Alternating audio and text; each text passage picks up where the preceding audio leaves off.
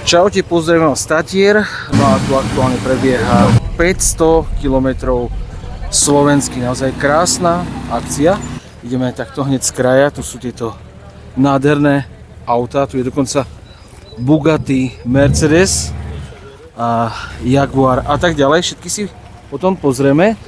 No a táto legendárna rally je naozaj zaujímavá tým, že tie posádky prejdú 700 km.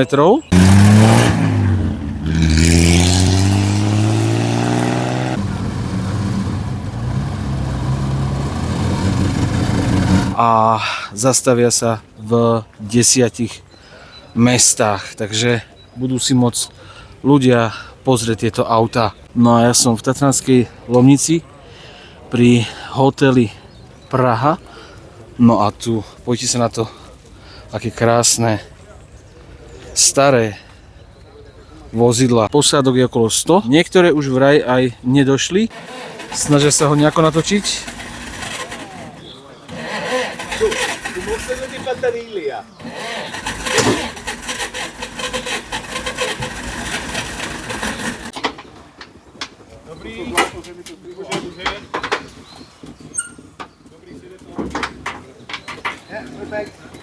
Nevadí, predsa len už sú to staré stroje, ale musí to byť naozaj krásny zážitok ísť takýmto autom v podstate okolo, nie že sveta, ale Slovenska. Pozerám, tu je asi tá opustená lanovka. No asi áno, nevadí, nie sme na Urbexe, takže toto si ideme teda všetko pozrieť pomaličky po jednom kuse, koľko toho chrómu vtedy bolo a tie auta neboli také výkonné ako ktoré. Toto musí ísť podľa mňa veľmi dobre. Parkovisko, ako vidíte, je úplne plné, no a naozaj krásne kúsky. Poďte sa, aké to bolo všetko na tú dobu masívne a všade prítomný chróm. Tu chróm, všade prítomný chróm. Niektoré auta veľké, niektoré menšie. No a tu máme Bavoráka, to je úplne úžasné. Tu si môžeme pozrieť motor, ako vyzerá. Sa nám to podarí. Aspoň na chvíľku. Dobre. Tak a tu je ďalší Bavorák, veľmi krásny. Naozaj niektoré auta sú veľmi masívne, veľké. A cíti tu naozaj tú vôňu benzínu, naozaj krásna vôňa benzínu. Normálne si idem trošičku pričmuchnúť, naozaj krásna vôňa. Úžasné. Ideme ešte z tej druhej strany pozrieť, že čo tam vlastne otvoril, lebo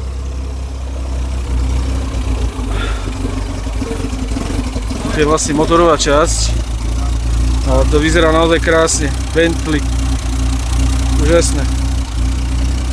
No, dokonca prišiel aj autobus voľaký v pozadí.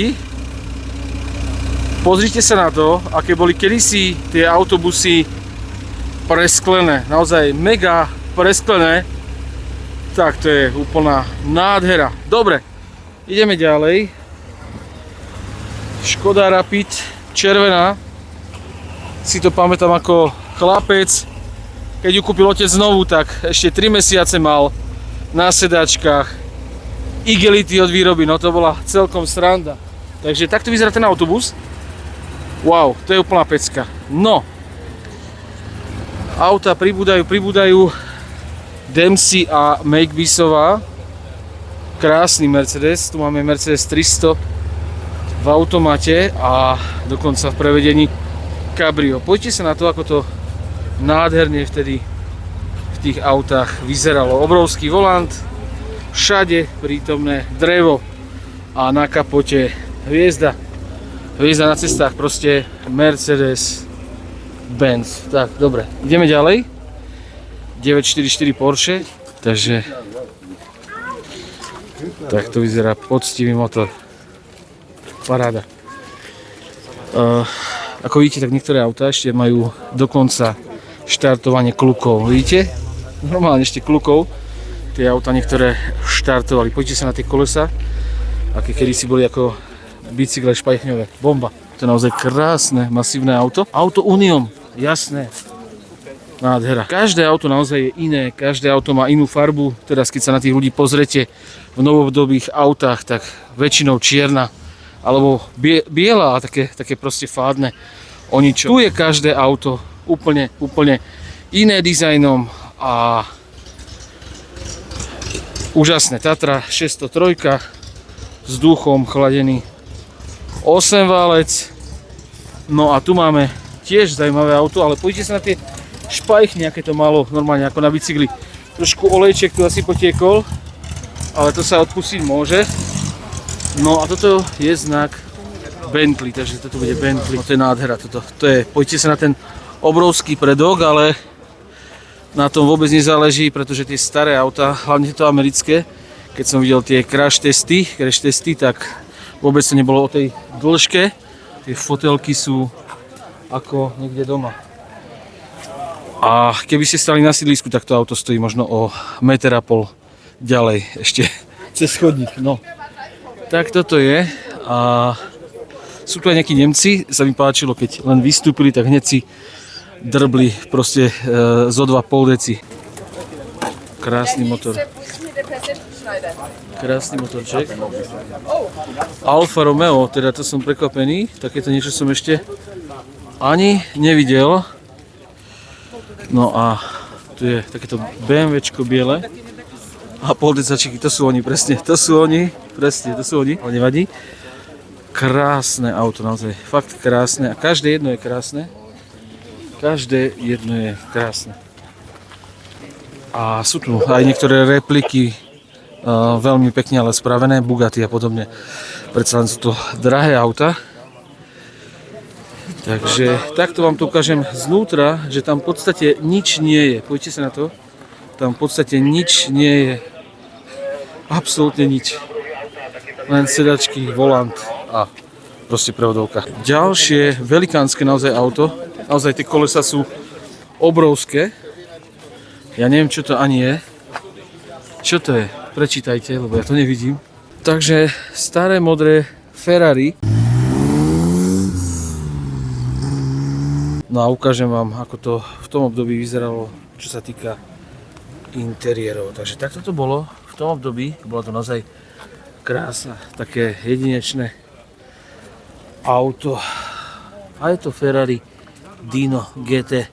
No, vedľa neho takéto originál červené Ferrari, ktoré má na týchto bokoch také rebrovanie a to slúžilo na dochladzovanie motora. Krásne auto. Tu máte vzadu motor. Tu je Maserati s takýmito vyklápacími svetlami. Bol to naozaj veľký hit u tých športových aut a vidíte, že naozaj ten dizajn je veľmi zaujímavý. A je to staršie auto oproti Ferrari, to naozaj vidno, ten rozdiel, ale veľmi zaujímavé auto. Takto má riešený kufor, vidno tam úplne všetko do toho auta. Ešte vám môžem takto ukázať trošku interiér, ktorý je naozaj veľmi zaujímavý. Tak a tu máme novšie Ferrari, ktoré už nemá na boku to nasávanie na dochladzovanie motora a možno aj brzd. Neviem, ako to bolo vtedy funkčne riešené u tých starších Ferrari, ako bolo Testarossa a podobné. Veľmi naozaj nízke. Poďte sa, tá značka ma celkom zaujala, to som ešte nevidel niečo také, ale to podstatné je tu ešte klasický benzínový motor, čo je naozaj úplne úžasné. Ja si myslím, že tie brzdy stoja to, čo moje auto. Toto vidím prvýkrát v živote, nejaký Morgan S3. Toto sa možno nezdá, ale toto je naozaj veľmi drahé auto. A toto, to je ešte drahšie. No a pozrite sa, aký to má názov a kde sú výfuky. No a tu máme výmenu kolies, extrémne naozaj rýchlu. Tá troječka, riadna, že? Takto zaujímavo vyzerá. Naozaj veľmi pekné a zaujímavé auto. Maserati Quattroporte, Porsche Carrera. A tých aut je tu naozaj tento rok celkom aj dosť. Takéto podobné som mal na diaľkové ovládanie od môjho uja. No, tu máme Ford, Mustang, tu máme ďalšie Porsche, tu máme ďalšie Porsche, Škodovku, Mercedes SL a tých Mercedesov je tu naozaj dosť. Ako nové. Tu ide nejaké auto na oťahovke, asi pravdepodobne porucha, predsa len sú to staršie auta. Z tých 100 posádok není možné, aby naozaj všetci prišli do cieľa. Tak a tu máme Porsche, ktoré prišlo až z Nemecka, no a majiteľ sa zúčastňuje, ako vidno, rôznych zrazov. A tu na kapote má takéto podpisy ešte. Takže to auto naozaj využíva na 100%. Tak a môj favorit je tento Mercedes 2.8 SE, ktorý má vzadu takto veľa psíkov hojdajúcich, ale o tom to není, pretože toto auto vyzerá naozaj krásne a tak použiteľné na pomaly každý slnečný deň. Dobové kolesa a takto nádherne spredu vyzerá o to krajšie, že som si všimol, že má slovenské ešpezetky. Tak a ešte vám ukážem tie zadky, aké mali v tom období tieto autá.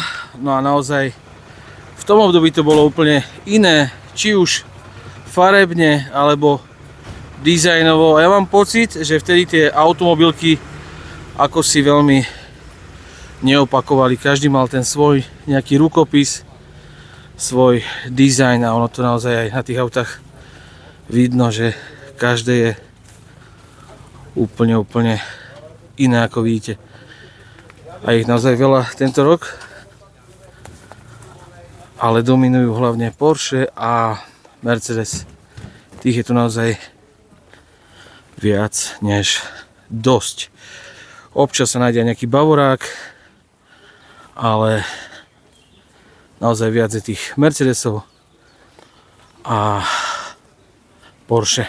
No a tu je Lamborghini GTO. Poďte sa, ako zastal, len tak nad zemou, stačilo naozaj kúsok a šrachol by nárazník, ale to sú naozaj drahé veci u týchto aut športových.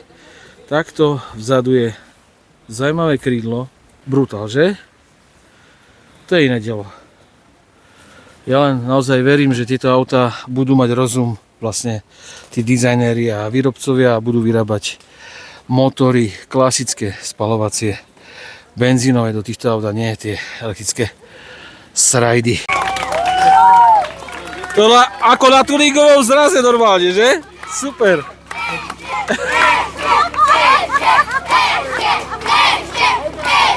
To je ráj, toto.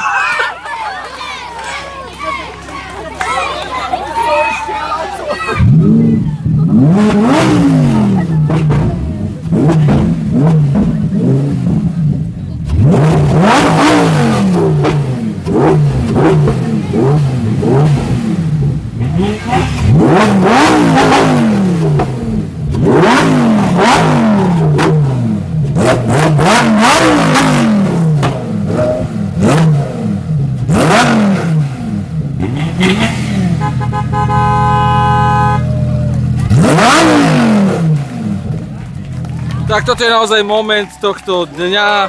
Úžasné, naozaj paráda, pecka. Ešte deti poďakujú normálne za zvuk, to je úžasné.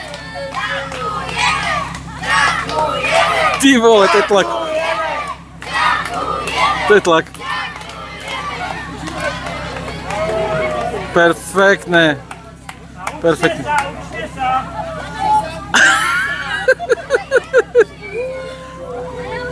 To je tlak, toto je naozaj tlak, to je super naozaj. Toto je perfektná atmosféra.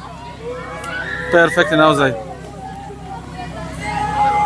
Úplne perfektný človek, ktorý deťom urobil takúto veľkú radosť.